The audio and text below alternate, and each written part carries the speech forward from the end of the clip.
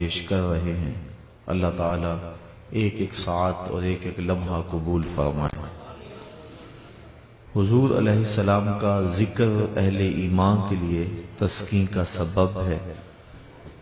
حضرت شیخ مہدی الفاسی مطالع المسرات شرح دلائل الخیرات میں لکھتے ہیں کہ آقا کریم کا ذکر سن کر جس شخص کے کلیجے میں ٹھنڈ نہیں پڑتی، اس کے سینے میں دھڑکنے والا دل کسی مومن کا دل ہی نہیں ہے۔ یہ ہو ہی نہیں سکتا کہ حضور کا ذکر ہو اور تسکین نہ پہنچے۔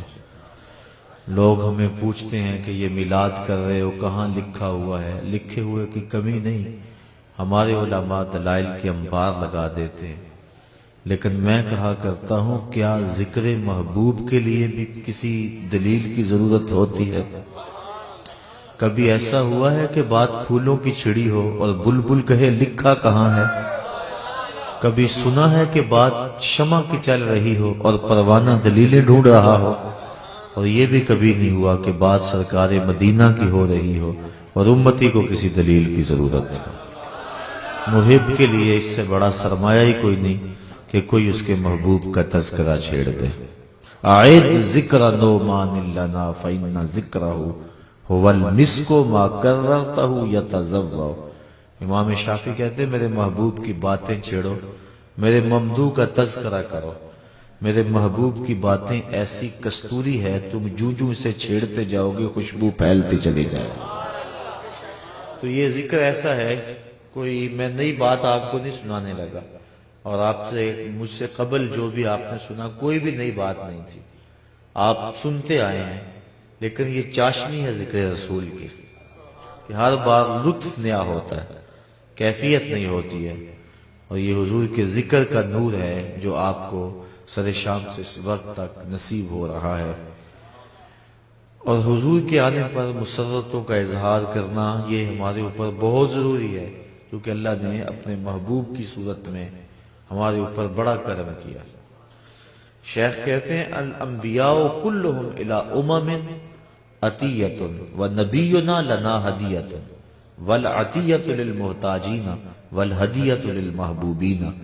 کہا سارے نبی امتوں کی طرف اللہ کا عطیہ ہے، ہمارے نبی ہمارے لیے اللہ کا ہدیہ ہے۔ پھر وہ کہتے ہیں کہ جو عطیے ہیں وہ محتاجوں کو دیے جاتے ہیں اور ہدیے محبوبوں کو دیے جاتے ہیں۔ تو گویا اس نے حضور کی صورت میں ہمارے اوپر کرم فرمایا۔ اللہ تعالیٰ نے قرآن مجید میں فرمایا نا لقد من اللہ علی المؤمنین اذ بعث فیہم رسولا۔ یہ ہمارے خطبہ جوش خطابت میں کیا جاتے ہیں کہ اللہ نے احسان کیوں جتلایا؟ اس لیے کہ اس نے اپنا محبوب دے دیا۔ میں کہتا ہوں محبوب نہیں دیا اس نے، رسول کا لفظ ہے یہاں۔ جو حضور کی محبوبیت ہے وہ عطا تو ہوئی لوگوں کو، حضور کی شان محبوبیت کے ساتھ جلوہ گر ہوئے، لیکن حضور کا سارا حسن لوگوں کی نظروں سے چھپا کے رکھا ہے۔ حضرت شاہ ولی اللہ محدث دہلوی علیہ رحمہ حضرت شاہ عبد الرحیم محدث دہلوی سے روایت کرتے ہیں کہ میرے باپ نے خواب میں حضور کی زیارت کی، اور جس نے حضور کو خواب میں دیکھا اس نے حضور کو ہی دیکھا۔ ابن ماجہ میں 6 طرق سے روایت مروی ہے۔ اور پھر جس نے حضور کو دیکھا حضور قصد اور مرضی سے اس کے خواب میں آئے۔ اور تیسری بات کہ جو حضور نے خواب میں عطا کیا وہ محض گمان اور خیال نہیں، حقیقت ہے۔ اور چوتھی بات امام بخاری نے روایت نقل کی ہے من رآنی فی المنام فسیرانی فی الیقظہ، فرمایا جس نے مجھے خواب میں دیکھا ان قریب جاگتے بھی دیکھ لے گا۔ شارحین لکھتے ہیں کبھی ایسا ہوتا ہے کہ بندے میں وقت جاگے ہوتے ہیں خواب میں، لیکن بیداری میں وہ مقدر نہیں اپنے خفتہ بیدار پاتا، تو یہ کیا ہوا کہ وہ جاگتے بھی دیکھ لے گا؟ تو علماء کہتے ہیں، شارحین کہتے ہیں حدیث اپنی جگہ پہ درست ہے، ساری زندگی نہ بھی دیکھ سکا، نزع کے وقت رخ محبوب سامنے ہوگا۔ اور ظہوری صاحب لکھتے ہیں کہ سوکھا نکلے سا ضروری جے ویخ لواں مکھ تیرا۔ اگر اس وقت حضور نظر آ گئے، حضور کا دیدار ہو گیا تو چاہیے بھی کیا؟ تو یہ 4 چیزیں ذہن میں رکھے، جس نے حضور کو دیکھا اس نے حضور کو ہی دیکھا۔ فإن الشیطان لا یتمثل بہ، اور دوسرا قصد سے آئے، تیسرا جو عطا کیا وہ حقیقت میں، اور چوتھی بات کہ جس کو خواب میں زیارت کا شرف بخشا اس کو عالم بیداری میں بھی بخشے گا۔ اور شیخ عبدالعزیز دباغ مصری البریز میں لکھتے ہیں کہ جس کو حضور نے بیداری میں دیدار دے دیا 2999 درجے ولایت کے فوراً طے ہو جاتے ہیں۔ یہ حضور کے بیداری میں دیدار دینے کی برکتیں ہیں جو بندے کو فوراً نصیب ہوتی ہیں۔ اللہ اکبر۔ تو شاہ عبدالرحیم وحدہ سے دہلوی فرماتے ہیں میں نے حضور کو خواب میں دیکھا اور عرض کی حضور کہ فرمان ہے آپ کا ہی انا املہ و اخی یوسف اصبہ، میں نمکین حسن والا ہوں اور میرا بھائی یوسف میٹھے حسن والا تھا۔ وہاں تو زنانے مصر نے انگلیاں کاٹ لیں اور یہاں ایسا کوئی واقعہ نہیں پیش آیا، تو اس کی کیا وجہ ہے؟ تو حضور نے جو جواب دیا میں وہ آپ کے سامنے رکھ رہا ہوں۔ در سمین کے اندر شاہ صاحب نے اس کو بیان کیا، اب تو اس کا ترجمہ بھی مارکیٹ میں دستیاب ہے۔ کہا جمالی مستور عن اعین الناس غیرۃ من اللہ، اے عبد الرحیم اللہ نے غیرت کی وجہ سے میرے حسن کو لوگوں کی نظروں سے چھپا کے رکھا ہے۔ کوئی محب نہیں چاہتا کہ میرا محبوب کوئی دیکھے۔ وہ قتیل شفائی لکھتا ہے اس حد تلک بڑھ گئی ہے بے اعتمادی کہ تجھ کو تجھ سے بھی چھپانا چاہتا ہوں۔ وہ کہتا ہے میرا تو جی نہیں چاہتا کہ تو خود بھی دیکھے، تو آئینہ بھی دیکھے۔ اس حد تلک بڑھ گئی ہے بے اعتمادی کہ تجھ کو تجھ سے بھی چھپانا چاہتا ہوں۔ تو کہا کوئی محب نہیں چاہتا کہ میرا محبوب کوئی دیکھے، تو کہا اس نے بھی یہ نہیں چاہا کہ میرا محبوب کوئی دیکھے۔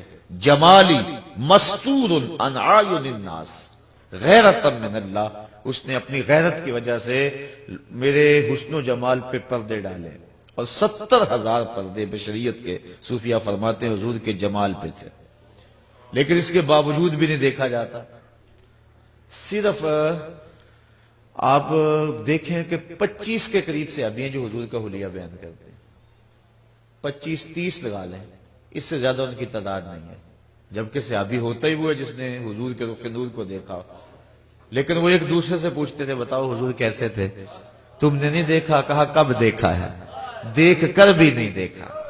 اور جو حلیہ بیان کر سکتے تھے انہیں ناز ہوا کرتا تھا۔ حضرت ابو طفیل یہ صحابہ میں سب سے آخر میں فوت ہوئے 110 ہجری میں۔ ایک دن اونچے ٹیلے پہ کھڑے ہو گئے، حج کا موسم تھا، کہا لوگوں میرے قریب آؤ نا، اس وقت دنیا پہ کوئی نہیں ہے جس نے حضور کو دیکھا، یہ صرف میری آنکھیں ہیں جنہوں نے جمال والدحا کو دیکھا ہے۔ فخر ہے اس بات پہ۔ وہ ذوق نے کہا تھا نا ایک دن اپنے شاگردوں کو کہ آنے والی صدیاں تم پہ ناز کریں گی اے لوگو، تم نے ذوق کو دیکھا، ذوق سے باتیں کی ہیں۔ تو حضرت ابو طفیل کہتے ہیں کہ ان آنکھوں نے جمال جہاں آرا دیکھا ہے، آؤ مجھ سے پوچھو۔ لوگ قریب آئے، کہا صف لنا، بتائیں نا پھر حضور کیسے تھے؟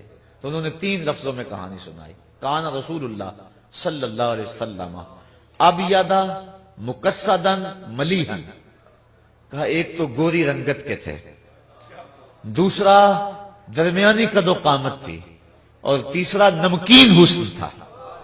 یہ 3 چیزیں حضرت ابو طفیل نے بیان فرمائی۔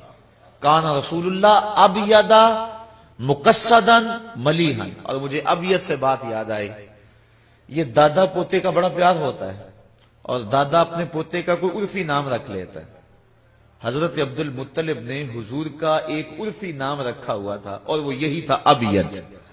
وہ جب حضور کو پکارتے تھے ابیض کہہ کے پکارتے تھے، او گوری رنگت والے، اللہ، یہ لفظ کہہ کے وہ حضور کو پکارتے تھے۔ اور حضور کے چچا ابو طالب کے قصیدے کے اندر یہی لفظ ہے، وَأَبْيَضُ يُسْتَسْقَى الْغَمَامُ بِوَجْهِهِ، بارش نہیں ہو رہی تھی، لوگ ان کے پاس آئے کہ بارش نہیں ہو رہی، آپ نے حضور کو پکڑا، 9 سال کی عمر ہے، اور حضور کی پشت کعبہ کی دیوار سے لگائی اور رب سے کہا مالک اس کے صدقے بارشیں نازل کر دے۔ لوگ کہتے ہیں نبی کی بات کرنی ہے تو 40 سال کے بعد کی کہانی چھیڑو۔ یہ ابھی جو ہے وہ 2 جمعے ہوئے آپ کے شہر میں بڑی زوردار گفتگو ہوئی، لوگوں نے کہا کہ جو کچھ ہے 40 سال کے بعد ہے، تو میں نے اسی دن عصر کے بعد جا کر کے وہاں کہا، میں نے کہا تم کہتے ہو 40 سال کے بعد نبی کی سیرت شروع ہوتی ہے؟ میاں سیرت کی بات بعد میں کرنا، پہلے پیدا ہوتے صورت تو دیکھ لو، پہلے صورت تو دیکھو۔ رخ تو دیکھو، رخ کے آئینے میں مصور آہا سجا ہوا، اور ماتھے کی ہر لکیر پہ قرآن لکھا ہوا۔ اور میں نے کہا تم باقی رہی بات سیرت کی، تو سیرت بھی 40 سال کے بعد شروع نہیں ہوتی۔ جب حضرت حلیمہ سعدیہ دودھ پیش کرتی ہیں، حضور ایک پستان سے لیتے ہیں، پھر وہ دوسرا پستان پیش کرتی ہیں، حضور رخ پھیر دیتے ہیں۔ یہ بتلانا تھا کہ میرا اور بھائی ہے، اور میں عدل و انصاف کا سبق پڑھانے آیا ہوں، میں کسی کا حق قسم کرنے نہیں آیا۔ تم کہتے ہو 40 سال بعد سیرت شروع ہوتی ہے، یہاں تو حجرہ حلیمہ بھی شروع ہو رہی ہے۔ اگر غور کرو اس کا تو ایک ایک لمحہ پیغمبر ہے، ایک ایک ساعت پیغمبر ہے۔ تو حضور علیہ السلام کو کھڑا کر کے کہا کہ اے اللہ اس کے صدقے بارش نازل کر دے، تو فوراً چھم چھم بارش اتری۔ تو انہوں نے اس وقت ایک طویل قصیدہ لکھا جس کا یہ شعر ہے، وَأَبْيَضُ يُسْتَسْقَى الْغَمَامُ بِوَجْهِهِ، یہ میرا گوری رنگت والا بھتیجا جس کے چہرے کی برکت سے بارش اترتی ہے۔ سمال الیتامى عصمۃ للارامل، بیواؤں کا آسرا اور یتیموں کا سہارا۔ جب 9 سال کی عمر ہے اس وقت کہہ رہے ہیں، اور وہ روایت آپ نے علماء سے بے شمار مرتبہ سنی ہوگی۔ حضرت انس بن مالک رضی اللہ تعالیٰ عنہ فرماتے ہیں حضور منبر فراز تھے کہ ایک شخص کھڑا ہو گیا، کہنے لگا کہ حضور ہم ہلاک ہو گئے، قحط سالی ہے، بارش نہیں ہو رہی۔ تو آقا کریم نے اللہ کی بارگاہ میں بارش کی دعا کے لیے ہاتھ اٹھائے۔ حضرت انس کہتے ہیں رضی اللہ تعالیٰ عنہ، میں صحن میں بیٹھا ہوا تھا اور میں نے دیکھا آسمان پہ بادل کا کوئی ٹکڑا نہیں تھا، لیکن ایک چھوٹا سا ٹکڑا آیا اور پھیل گیا پورے مدینے پہ، اور اتنی بارش ہوئی کہ مسجد نبوی کی چھت ٹپکنے لگی، اور آقا کریم کی داڑھی پہ تازہ جو ہے وہ اوپر سے قطرے بارش کے گر رہے تھے، اور میں نے حضور کے دانتوں کو مسکراتے ہوئے دیکھا۔ اور پھر حضور نیچے بیٹھ گئے اور فرمایا کوئی ہے جس کو میرے چچا کے شعر یاد ہوں؟ تو حضرت علی المرتضیٰ نے عرض کی حضور شاید آپ کی مراد ان شعروں سے ہے، اور پھر اس وقت یہ شعر دوبارہ پڑھے، وَأَبْيَضُ يُسْتَسْقَى الْغَمَامُ بِوَجْهِهِ، کہا آج میرے چچا ہوتے تو ان کے دل کو ٹھنڈ پڑ جاتی۔ وَأَبْيَضُ يُسْتَسْقَى الْغَمَامُ بِوَجْهِهِ سَمَالُ الْيَتَامَى عِصْمَةٌ لِلْأَرَامِلِ، تو اس دور میں بھی غریبوں، بیواؤں اور دکھیوں کی مدد کر رہے ہیں۔ تو یہ بات کر رہا تھا کہ ابیض کا لفظ جو ہے یہ حضور کے لیے بولا، اور دوسرا مقصد کی تشریح بھی بڑی طویل ہے، صرف قد کی میانہ روی نہیں، ہر عضو کا اعتدال علماء نے لکھا ہے۔ اور تیسرا ملیحن، نمکین حسن۔ تو کہا حضور آپ نے کہا ہوا ہے کہ انا املہ، میں نمکین حسن کا مالک ہوں، میرا بھائی یوسف میٹھے حسن کا مالک ہے، لیکن یہاں تو وہاں انگلیاں کٹ گئی، یہاں یہ معاملہ نہیں ہوا۔ تو کہا میرے حسن کو لوگوں کی نظروں سے اللہ نے چھپا کے رکھا ہے، اور چھپے ہوئے حسن کا عالم تھا کہ صحابہ دیکھ نہیں پاتے تھے۔ صرف 25 کے قریب صحابہ حضور کا حلیہ بیان کرتے ہیں۔ حضرت حسان بن ثابت رضی اللہ تعالیٰ عنہ فرماتے ہیں کہ میں جو حضور کا حلیہ بیان کر لیتا ہوں، میں اس لیے کر لیتا ہوں کہ میرے پاس دیکھنے کا ایک طریقہ تھا۔ غور کیجئے وہ کیا طریقہ تھا، کہتے ہیں فَلَمَّا نَظَرْتُ إِلَىٰ أَنْوَارِهِ فَوَدَاتُ كَفِّي عَلَىٰ عَيْنِي خَوْفًا مِّن ذِهَابِ بَصَرِي، میں اپنی آنکھوں پہ انگلیاں رکھ کے انگلیوں کی اوٹ سے دیکھتا تھا کہ حضور کے جلووں کی چمک سے میری آنکھوں کی بینائی نہ جاتی رہے۔ یہ چھپے ہوئے حسن کا عالم ہے، اور دیکھنے والا کون ہے؟ شاعر۔ اور آپ جانتے ہیں شاعر حسن دیکھنے میں بڑا دلیر ہوتا ہے، اور شاعر حسن چھپا ہوا دیکھتا ہے تو انگلیاں رکھ کے دیکھتا ہے، اور اگر وہ حسن بے نقاب ہوتا تو کیا ہوتا؟ یہی بہتر ہے کہ وہ پردے میں روح پوش رہے، وہ اگر پردہ اٹھا دے تو کسے ہوش ہے۔ تو یہ حسن چھپا کے رکھا گیا ہے، تو اس لیے کہا یہ واقعہ نہیں ہوا۔ اعلیٰ حضرت نے اس کو ایک اور رنگ میں بیان کیا۔ آپ فرماتے ہیں حسن یوسف پہ کٹی مصر میں انگشت زنا، سر کٹاتے ہیں تیرے نام پہ مردان عرب۔ ولی دکنی سے لے کر غالب اقبال تک میں نے تقریباً ہر شاعر کو دیکھا ہے۔ تو میں نے کئی جگہ پہ یہ بات کہی ہے کہ تضاد کا شعر اردو ادب کے دامن میں اس جوڑ کا دوسرا میں نے نہیں دیکھا۔ تضاد ہے، ایک مصرے میں ایک بات کی جاتی ہے، دوسرے میں اس کی الٹ بات کی جاتی ہے۔ اب یہاں تضاد دیکھیے کتنے، حسن یوسف پہ کٹی مصر میں انگشت زنا، سر کٹاتے ہیں تیرے نام پہ مردان عرب۔ ایک طرف حسن ہے اور دوسری طرف صرف نام ہے، اور ایک طرف عورتیں ہیں اور دوسری طرف مرد ہیں. وہ عورتیں بھی مصر کی اور یہ مرد بھی عرب کے, اور ان کی انگلیاں ہیں اور ان کے سر ہیں, اور ان کی کٹی ماضی ہے اور یہ کٹاتے ہیں مضارع ہے, اور ان کی کٹی لازم ہے, کٹاتے ہیں متعدی ہے, یعنی کٹنے میں قصد نہیں ہے, کٹانے میں قصد ہے. ہاں, کٹانے میں قصد ہے. حسن یوسف پہ کٹی مصر میں انگشت زنا, سر کٹاتے ہیں, تسلسل بھی ہے, قصد بھی ہے, مضارع بھی ہے, تسلسل بھی جاری ہے. عامر چیمہ سے لے کر علم الدین تک تسلسل باقی رہے گا. سر کٹاتے ہیں تیرے نام پہ مردان عرب. اور پھر لطف کی بات یہ ہے کہ انہوں نے ان کی انگلیاں کٹ گئیں لیکن ایمان پھر بھی نہ لائیں. یہاں سر بعد میں کٹائے, ایمان پہلے لائے. حسن یوسف پہ کٹی مصر میں انگشت زنا, سر کٹاتے ہیں تیرے نام پہ مردان عرب. سخن شاعری شہریار اپنی جگہ, نعت کہنے کو احمد رضا چاہیے. میرے امام نے حد کر دی. میں اعلی حضرت کے ذوق کی تازگی آ رہی ہے. ایک دن اعلی حضرت کا جی چاہا کہ میں حضور کی زلفوں کو رات کہہ دوں. شاعر کہا کرتے ہیں نا زلفوں کو رات. حافظ شیرازی کا ایک شعر ہے, بفروغ چہرہ زلفت رہے دل زند ہما شب, چہ دلاورست دزدے کے بشب چراغ دارت. وہ کہتا ہے کہ زلفوں کے اندھیرے میں اپنے رخ کا چراغ جلا کے لوگوں کے دل لوٹ رہا ہے. کتنا بہادر چور ہے, رات کو چراغ جلا کے لوٹ رہا ہے. چہ دلاورست دزدے کہ بشب چراغ دارت, کہ رات کے اندر چراغ جلا جلا کے لوٹ رہا ہے. کتنا بہادر چور ہے. تو شاعر کا مزاج ہے کہ محبوب کی زلفوں کو شب کہے اور چہرے کو دن کہے. میرے امام کا جی بھی چاہا کہ میں زلف پیمبر کو شب کہہ دوں, لیکن پھر حوصلہ نہ ہوا. پھر کہا چلو شب نہیں کہتا, لیلۃ القدر کہہ دیتا ہوں. اب دیکھیے اعلی حضرت کا ذوق. کہتے ہیں لیلۃ القدر میں مطلع الفجر حق, مانگ کی استقامت پہ لاکھوں سلام. کہا حضور علیہ السلام کی زلفوں میں مانگ ایسے تھی جس طرح لیلۃ القدر میں پو پھٹ رہی ہے. لیلۃ القدر میں مطلع الفجر حق. اور پھر یہاں قبلہ بیٹھے ہیں, میرے ذوق کو تازگی اور ولولے مل رہے ہیں. مطلع الفجر حق کہا. صبح بھی دو ہوتی ہے نا, ایک صادق اور ایک کاذب. کہا یہ صبح کاذب نہیں ہے بلکہ یہ صبح صادق ہے. اللہ لیلۃ القدر میں مطلع الفجر حق, مانگ کی استقامت پہ لاکھوں سلام. ایک اور دیکھیے اعلی حضرت کا اسلوب. اللہ اکبر. جب جبریل حضور کے پاؤں چوم رہے نا تو اعلی حضرت کا جی چاہا کہ میں کہوں جبریل سجدے کر رہے, لیکن شریعت قدغن لگاتی ہے نا یہاں. لیکن ذوق بھی تھا. صحابہ کا بھی ایک مرتبہ ذوق آیا نا, کہا نحن احق ان نسجد للنبی. حضور جی چاہتا ہے سجدہ کر, لیکن عشق روکتا ہے. اور اعلی حضرت فرماتے ہیں جب وہ گنبد خضرا سامنے ہوتا ہے تو دل سجدے کو بے قرار ہو جاتا ہے.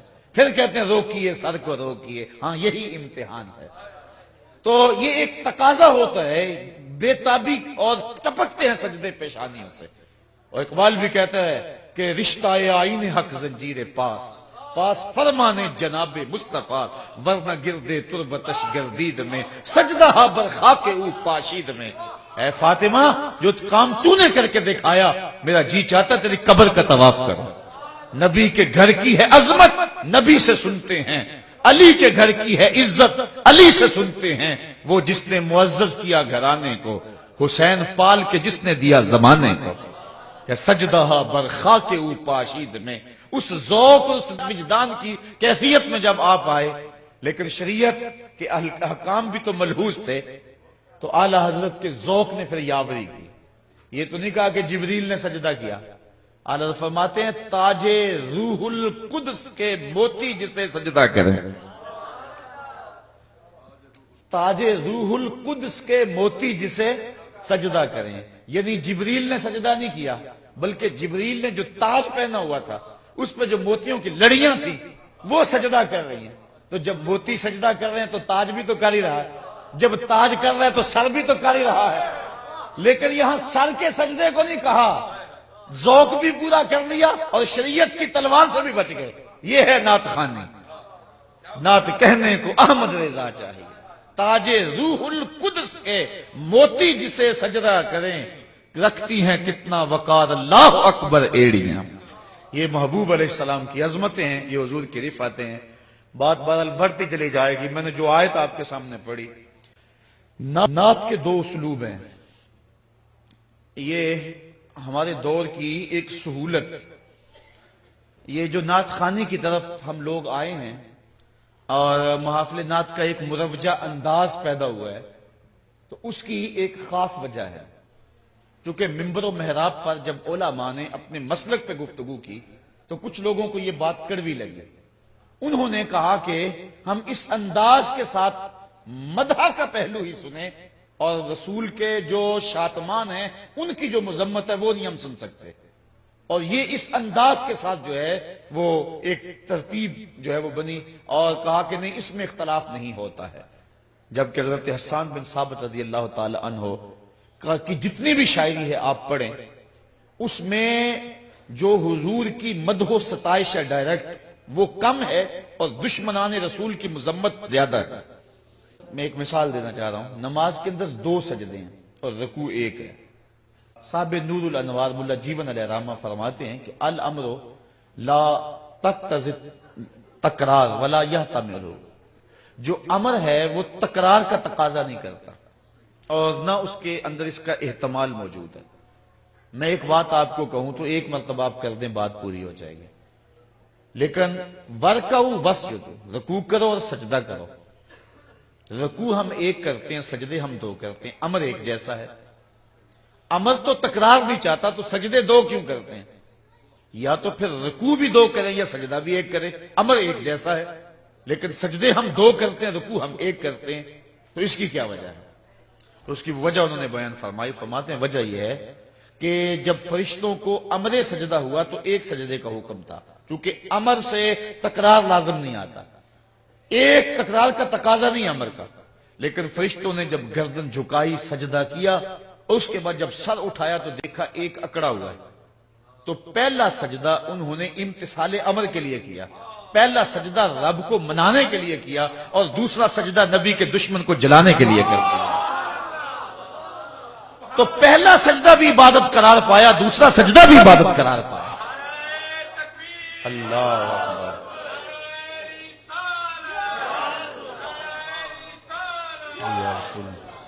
تو نبی کی مدح و ستائش یہ بھی نعت ہے اور حضور کے دشمنوں کی ٹھکائی یہ بھی نعت ہے. اور حضرت حسان بن ثابت جو ہے وہ دونوں انداز رکھتے ہیں. والضحیٰ واللیل اذا سجا یہ بھی نعت ہے اور تبت یدا ابی لہب وتب یہ بھی نعت ہے. اب حالات کے تقاضے کیا ہیں اس کے مطابق ہم نے رخ متعین کرنا ہوگا. اب کبھی ایسا ہوتا ہے کہ پہلے رب کو منا لو پھر دشمن کو جلا لو، جس طرح کہ وہ سجدے میں ہوا. کیونکہ تقاضا یہ ہے پہلے دشمن نہیں تھا، پہلے رب کو منانے کے لیے سجدہ ہوا، امتثال امر کے لیے ہوا. جب سر اٹھایا تو دشمن کھڑا تھا، تو پہلا سجدہ رب کو منانے کے لیے، دوسرا دشمن کو جلانے کے لیے. لیکن اگر دشمن مقابلے میں ہو تو پہلے دشمن کو جلا لیں. یہ بھی ایک اسلوب ہے. آپ کہیں گے وہ کہاں؟ آؤ جب ہم حج پہ جاتے ہیں تو ایک انداز ہے طواف کا جس کو رمل کہتے ہیں، کندھے اچکا اچکا کے چلنا، اللہ کا گھر سامنے رکڑ کے چلنا.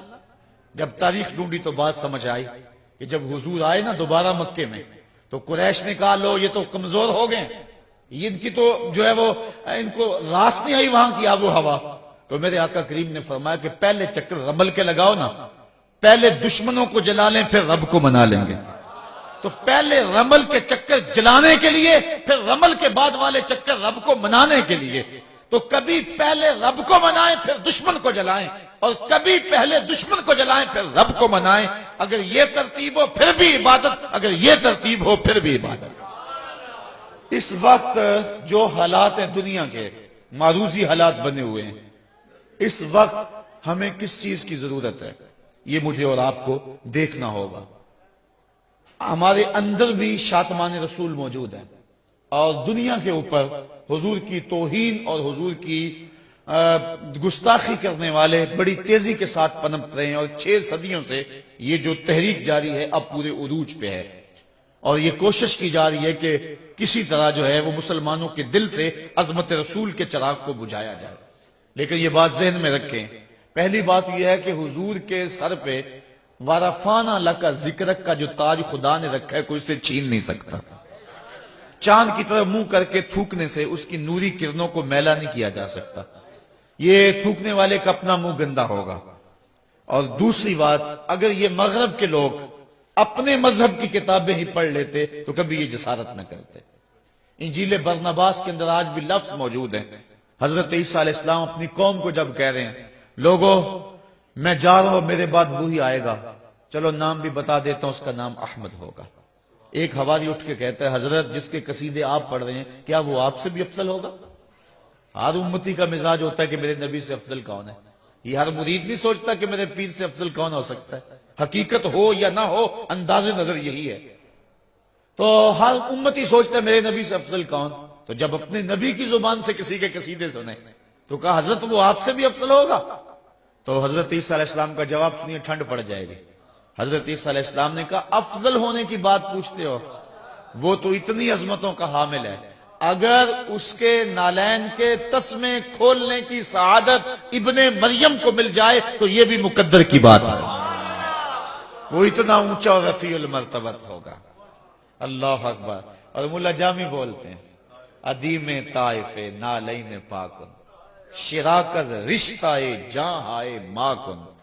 حضور میرا جی چاہتا ہے آپ طائف کے چمڑے کے جو نالین ہیں وہ زیب پاؤں کریں، اور اس کے اندر جو تسمے ہیں وہ جامی کے چمڑے کے نہیں بلکہ جامی کی جان کے ڈالنا۔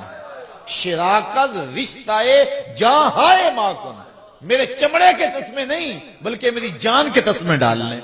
تو کہا وہ تو اتنا رفیع المرتبت ہوگا اگر اس کے پاؤں کے پہنے ہوئے نالین کے تسمے کھولنے کی سعادت ابن مریم کو مل جائے تو یہ بھی مقدر کی بات ہے، وہ اتنا رفیع المرتبت۔ تو حضور کی عظمتوں کو کیسے گھٹایا جا سکتا ہے؟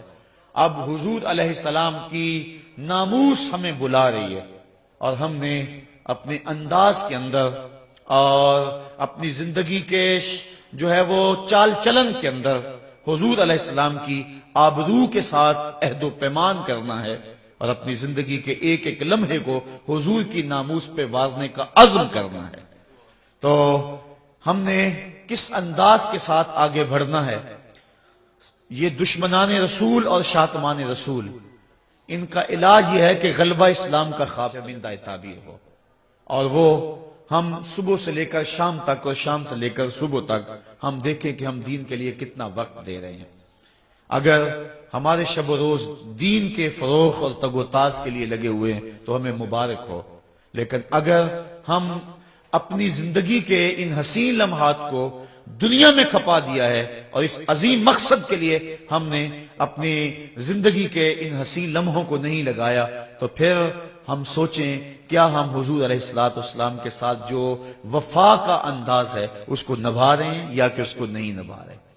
مغرب کے لوگ اس بات سے جو ہیں وہ آگاہ رہیں کہ یہ امت، اس کا مزاج یہ ہے کہ یہ بھوکی رہ سکتی ہے، یہ پیاسی رہ سکتی ہے، لیکن حضور علیہ السلام کے ساتھ وفا کا جو رشتہ ہے وہ ہمیشہ مستحکم رہا ہے۔ اگر وقتی اور معروضی حالات نے ان کو پیس کے رکھ دیا ہے، لیکن یہ مت سمجھیں کہ ان کے سینوں سے وہ جذبے جو ہے وہ سرد پڑ گئے ہیں اور ان کو جو ہے وہ حضور کی ذات سے ہٹا دیا گیا ہے، اور 2 سال میں ہم بہت آگے ان کو بے حس کر دیا ہے، ایسا قطعاً نہیں ہے۔ ہم جو عام آدمی ہے وہ آکسیجن سے سانس لیتا ہے، لیکن ایک مسلمان عشق رسول سے سانس لیتا ہے، یہی اس کی زندگی کا اوڑھنا بچھونا ہے، اور وہ مت سمجھیں بلکہ کسی ماں کی گود میں ضرور کوئی آمد چیمہ پرورش پا رہا ہے، اور ان کے گریبان تک اس کا ہاتھ پہنچنے والا ہے۔ اس وقت ہماری ضرورت یہ ہے کہ ہم جو ہے وہ کم از کم اپنے ملک کے اندر ایک شعور کو بیدار کریں، اور اس حوالے سے اس وقت ہماری جو مسلکی اور ہماری جو اسلامی ضرورت ہے بالخصوص پاکستان کے اندر اس شعور کو پروان چڑھانا ہے۔ تو میں چاہوں گا کہ آج کی اس بابرکت محفل میں جہاں آپ نے اپنے آقا و مولا کے ساتھ محبتوں کا اظہار کیا، تو دشمنان رسول کی ٹھکائی یہ بھی نعت کا ایک انداز ہے، اور میں اس وقت جو آپ کا فرض ہے آپ کو سمت بلا رہا ہے